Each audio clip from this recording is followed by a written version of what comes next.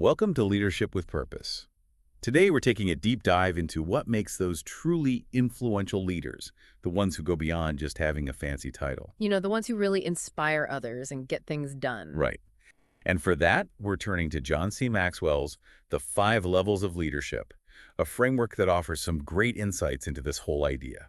It's less about like a rigid hierarchy and more about understanding how influence grows over time and how that ultimately leads to greater impact. Makes sense. So our mission in this deep dive is to give you a clearer view of how that evolution happens. Whether you're already leading a team, just a member, or just curious about why some leaders are so impactful. This framework gives some really practical takeaways. Totally. It's for anyone who wants to be more effective, really. Yeah, absolutely. So why don't we start with the foundation, that first level, position. Okay, so level 1, position. This is often the starting point for many leaders where their influence really comes directly from their title. Yeah, like you're the manager, so people kind of have to listen to you. Yep. At this level, people follow because they feel they have to. It's like leadership based purely on the org chart. Right, exactly. And you often see, sometimes you see team members doing the bare minimum. They're focused on just getting tasks done, not really invested, Yeah, and that can lead to some issues like low morale. Yeah. People might leave more often. The turnover, yeah. Totally. Yeah. And the way leaders act at this level often reflects that reliance on authority. Right. Makes sense. So what does that look like? So there's often this big focus on rules, procedures, directives. Communication's pretty top-down. Not a lot of back and forth.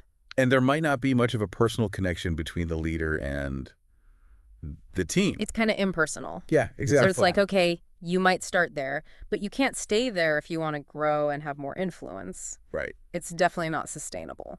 What do you think is the key to moving beyond this first stage? Well, I think a crucial step is actively working on those people skills. So it's not just about knowing the technical stuff or being organized. Right. You have to make a real effort to connect with your team members and show them that you're competent. So they see you as more than just a title. Exactly. It's about showing them, hey, there's substance behind the title. It's pretty amazing how quickly a shift in that focus can change the dynamics. Oh, I bet. That takes us to level 2, permission. This is where people start following you because they actually want to, not because they have to. Right. It's about building those relationships, that genuine connection. That's exactly it. At this level, you start seeing some really positive relationships form. People actually enjoy working with their leader. I like that. And trust starts to develop, which is huge in leadership. And the whole atmosphere becomes it's more positive and people feel like they can collaborate more. It's more fun to work on that team, I'd imagine. Oh, absolutely. So how does the leader's behavior change as they move into this permission level? Well, they're not just barking orders anymore. Right. They actually listen to their team members and really try to understand their perspective. And show that they care. Exactly. They show genuine care and concern for their team. They're building rapport. And this is so crucial because if leaders skip this, if they just focus on tasks and don't build those personal connections, it's going to be really tough to move up. It's like a roadblock. Yeah. You can't lead people you haven't connected with on a human level. So if someone's at that level 1 and they want to cultivate this permission level, where do they start? Really, they need to prioritize listening, actively listening, taking the time to get to know their team, what motivates them, What made them tick? Yeah, exactly. Recognize their strengths, be aware of where they might need some development, and show appreciation for what they do. When you think about it, a team that feels valued and heard, they're way more likely to be engaged and productive. Oh, without a doubt. So you've built those relationships, trust is growing. That takes us to level 3, which is production. This sounds like where the rubber meets the road.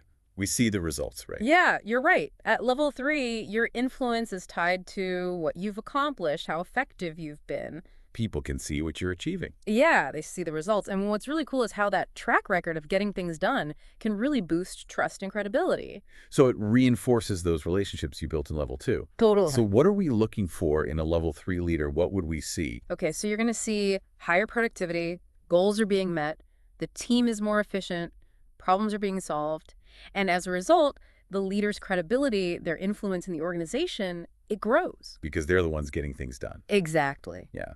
How would you say their leadership style evolves at this stage? Well, level 3 leaders are really clear about what they want. They set clear goals, expectations, and often they're leading by example. Walk the walk. Totally. They're in there with the team, solving problems, driving towards those objectives. So they've earned a lot of influence at this point, but is it still very much focused on what the leader and their immediate team can do? Yeah, that's a good point. Mm. While those results build influence, the focus is still, yeah, it's mostly on what the leader is directly contributing Mm. and their team's output, you know? Still very much hands-on. To move up, the focus needs to expand. Right. And that expansion takes us to level 4, people development. This feels like a big shift, where the leader is really investing in the growth of others. Yeah, it's a key transition. So instead of just getting the job done, you're helping people grow, maybe even become leaders themselves. Exactly. At level 4, leaders use their influence to empower their team, to help them develop. They're not just focused on tasks, they're nurturing their people's potential. And I think that's really where long-term success comes from. Yeah, that makes sense. So instead of just being about what the leader can do, it's about what the whole team can become. Right. So what does this look like in practice? Mhm. What are we seeing in the leader and their team at this people development level? You'll see team members constantly learning new skills, taking on more responsibility, growing, exactly. And people become more loyal to their leader and to the organization. The team performs at a high level consistently. It's not a great place to work. It is. And importantly, you start to see new leaders emerge within the team. That's real leadership development. That's how you know it's working. Right. So what about the way these level 4 leaders behave? They're not so much directing now. No, it's more about guiding, Supporting. mentoring. Empowering. Exactly. It's a lot of mentoring, coaching. They delegate effectively. Meaning they give people the power to actually own those tasks, not just do them. Right. They trust their team, they invest in their development, and they celebrate the team's successes. So it's a very different mindset for the leader. They're not thinking, how can I achieve this? It's more like, how can my people grow and succeed? How can I help them build something that lasts? Yeah, it's really about building a legacy through other people. Powerful stuff. To do this well, leaders need to work on those coaching and mentoring skills. Makes sense. Learn to delegate in a way that empowers, and really create a culture of growth and learning. So that development just keeps spreading. Exactly. It's like a ripple effect. Develop people go on to develop others. I love that. And that brings us to the peak, the highest level, level 5, Pinnacle. This sounds like where leadership has the widest, most lasting impact. It is. Influence at this level goes way beyond their position, even beyond their organization. Wow. It's about who they are, their character, their track record. So what defines a level 5 leader then? What makes them stand out? Well, they kind of embody all the best qualities from the previous levels. Like the ultimate leadership package. They have the skills, the wisdom. People really respect them. And their influence is huge. It can be national, even international. They create a lasting legacy. And opportunities just seem to come to them. Exactly. They have a level of influence that opens so many doors. So how do they lead at this level? Well, a lot of it is mentoring those level 4 leaders, the ones who are already developing others. Paying it forward. Exactly. Yeah. And they use their influence for good, for the benefit of others. And they build systems and structures that ensure success continues even after they're gone. And they're generally just really humble. So their focus isn't on themselves at all. Right. It shifts from personal achievement to, like Maxwell says, significance. Yeah, making a real difference in the world. Leaving a legacy that goes way beyond themselves. It's inspiring. So for our listeners, let's do a quick recap of these 5 levels of leadership. Sure. Okay, first, remember that leadership is a journey. You move through these levels. You can't just skip ahead.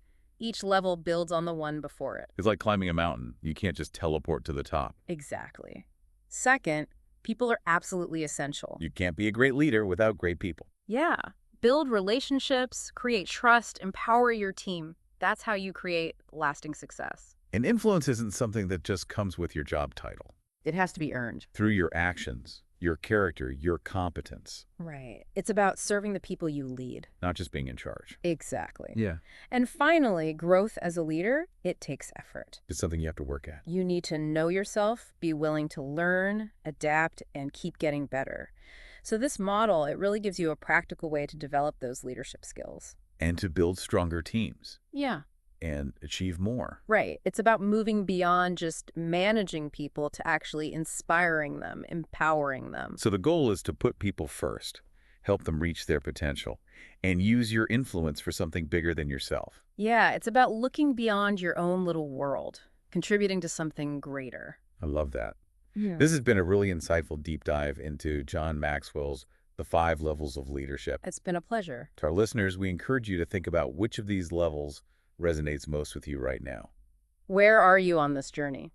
And maybe identify an area where you'd like to focus your development going forward. Yeah, think about the leaders you admire. What level are they operating at? And what can you learn from them, from their path, that you can apply to your own leadership? And if you found this deep dive valuable and want to support future explorations into leadership with purpose, please like this deep dive and subscribe to our channel. Thanks for listening. Thanks for joining us.